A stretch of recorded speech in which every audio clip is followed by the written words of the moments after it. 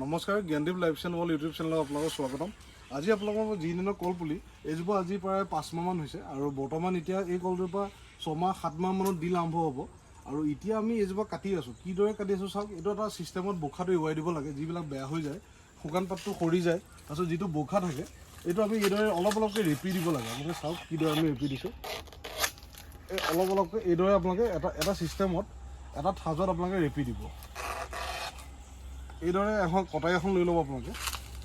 কটাই এখন লৈ আপোনালোকে এইখিনি এইদৰে ৰেপি দিব। এইদৰে এইটো ছিষ্টেমত আপোনালোকে ৰেপি দিব। বেছি ৰেপিব নালাগে, মানে ধৰি লওক এইখিনিত পচিছে এফুটমান তললৈকে, এইটো ইয়াত পচিছিল, ইয়াত এফুটত কাটি দিলোঁ, তেনেকৈ এইটো শুকান পাত গুচি গৈছিলে। এইটো আপোনালোকে এইদৰে ৰেপি দিব।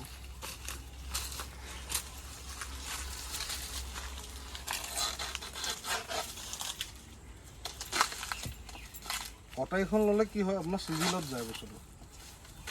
এটা চিজিলত, কাৰণ অলৰেডি আমি লাহেকৈ, বেছি আপোনালোকে ৰেপিব নালাগে। এইটো ইমান কণ আধা ইঞ্চিতকৈ কম অকণমান সোমালেই হ'ল আৰু বেছি ৰেপিব নালাগে। এইদৰে আপোনালোকে চাৰিও দিশে কাটি দিব।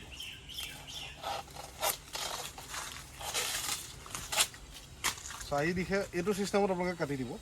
এইফালে এতিয়া গোটেইখিনি চাফা দেখিছে আপোনালোকে। এইদৰে আৰু ইয়াত এতিয়া আমি ইয়াৰ পাছতে ইয়াত আমি স্প্ৰে কৰিম। কি স্প্ৰে কৰিম আপোনালোকক জনাম। কিছুমান স্প্ৰে আহে পোকৰ কাৰণে। আহাচোন ওচৰলৈ আহা, দুখতে দেখা দিওঁ। আমি যদি এই বস্তুটো নাকাটোঁ তেতিয়া কি হয়, কেতিয়াবা ইয়াত কিছুমান লেতেৰা জমিব, ইয়াত দেখিছে না কিছুমান লেতেৰা থাকে। এইদৰে যদি আমি কাটি দিয়া যায় তেতিয়া কি হয়, বস্তুটো ধুনীয়াকৈ ওলাই যায়। মানে এইদৰে ইয়াত মানে নহ'লে ইয়াত কি হয়, যদি কাটা নাযায় তেতিয়া আপোনাৰ এইদৰে লেতেৰা পোক চোক কিছুমান হ'ব, এই ক'লা ক'লা বগা বগা এইবিলাক কিছুমান গুৰি পৰুৱা নিচিনা কিছুমান হ'ব লয়। যদি কাটি নিদিয়ে তেতিয়া বস্তুটো মানে আপোনাৰ এই চাফ চিকুণ হৈ নাথাকে। ডাঙৰ ডাঙৰ বাগানবিলাকত এইটো ছিষ্টেমতে কাটে, এটা চিজিলত। এইবিলাক চাওক আপোনালোকে ওচৰলৈ দেখুৱাওক কেমেৰাত। এইবিলাক পোক দেখিছে আপোনালোকে। এই পোকৰ কাৰণে আমি একা বুলি এটা মেডিচিন আহে, স্প্ৰে কৰিম এতিয়া।